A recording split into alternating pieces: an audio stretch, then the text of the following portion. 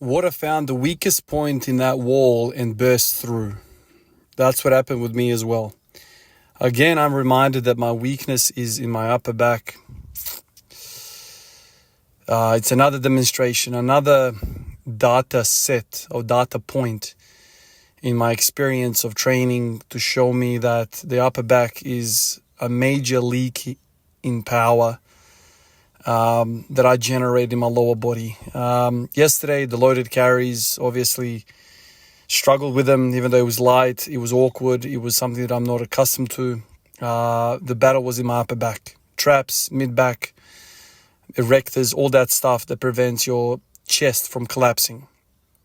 Today, after a night shift, I get up, warm up, my legs feel strong, man. My legs feel really strong in the knees and the hips.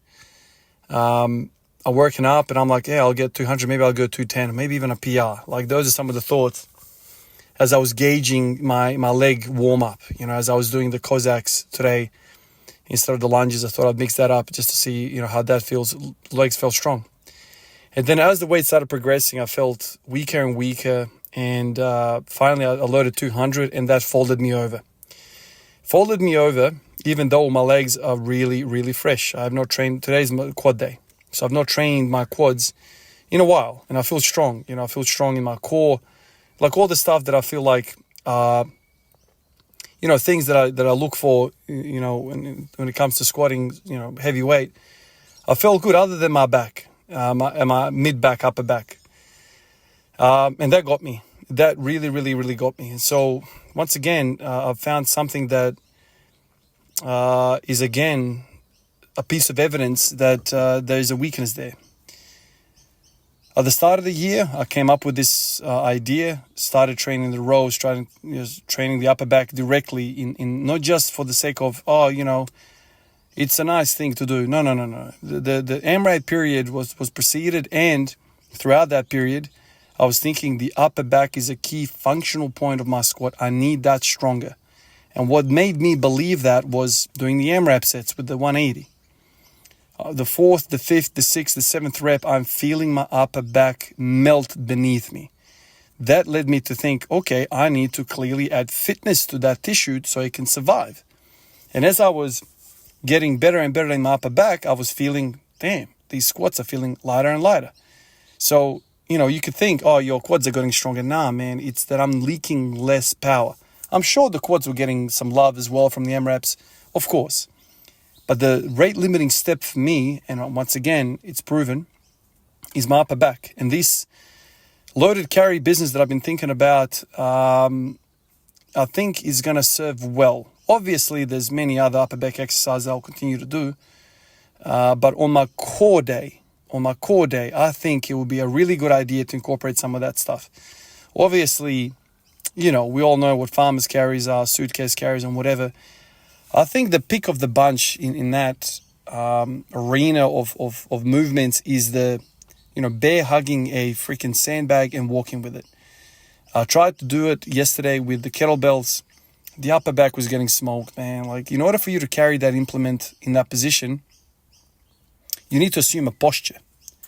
And that posture is chest out, chin up posture. Because if you don't have that posture, you will simply collapse. You cannot simply carry that weight that way. So this is something that, again, I'm reminded about. And it's just a matter of attacking from all sides. Rows, pull-ups, sandbags, loaded carries, overhead press crossed my mind today as well. Is there benefit in doing overhead press?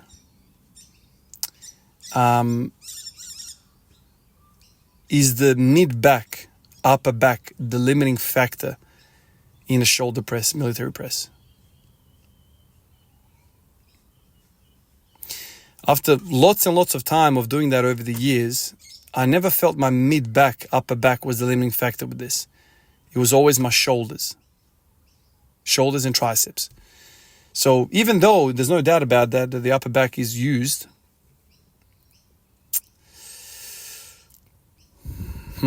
is it the primary? And so that's kind of what I'm thinking about. I mean, whatever. I'm at a point right now that, I'll just try everything. I'll do something, and if I feel like I'm weak at it, if the strength should be better in that particular movement, that's a focus of mine automatically, without kind of understanding the nitty-gritty science of it and the muscle insertions and whatnot. Nah. You weak at it? Why are you weak at it? Well, who cares? Get better at it. And so it's like this sense of creating a more balanced athlete, which is in turn going to serve you better. So, I'm going to try and work out a sandbag. Maybe I'll just go to rogue.com and get something that's really high quality, load it up or something. I don't know even like what's heavy for me. If I buy the 70 kilo one, am I going to struggle in day one?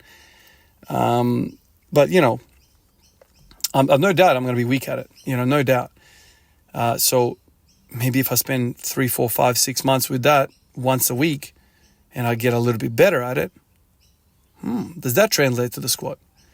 Everything that I've felt so far in my training, especially this year with all the success that I've had, is pointing to the fact that, the sandbags will carry over to the squat really well because they're going to target the back. Now, the rows are great, absolutely great.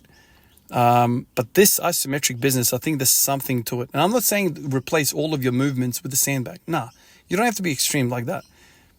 But adding to the rows and the pull-ups and the cable rows, or like all the freaking different things that I've been doing over the last few weeks, add a sandbag.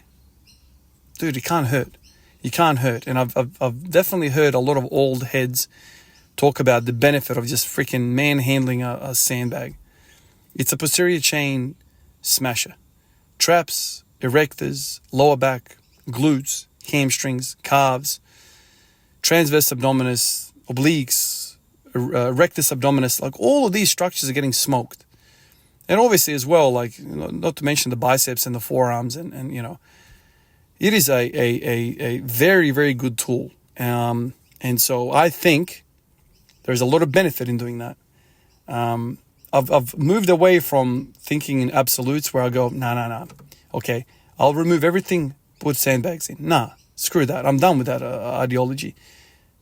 Add sandbag into the mix and do everything as well. Yeah, I'm signed up to that. Add it to it. Yep. I'm sure there's going to be some benefit from it. I'm just sure of it. There can't not be a benefit from it. So that's kind of where I'm at. Today was a fail of 200. I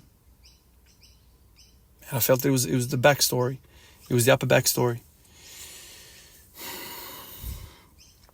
Usually on days like this, I feel strong because it's been 5 days since, attacking the legs. The legs feel fresh, but the back is now letting me down. So maybe my strong squatting day will move now to a different day because I'm attacking the upper back. So maybe tomorrow is a better day. I don't know, which is 48 hours removed from doing the loaded carries.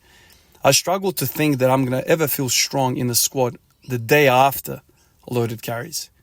That seems to be a pretty good prediction. I'm not sure. Let's see how it pans out and how I get accustomed to the movement.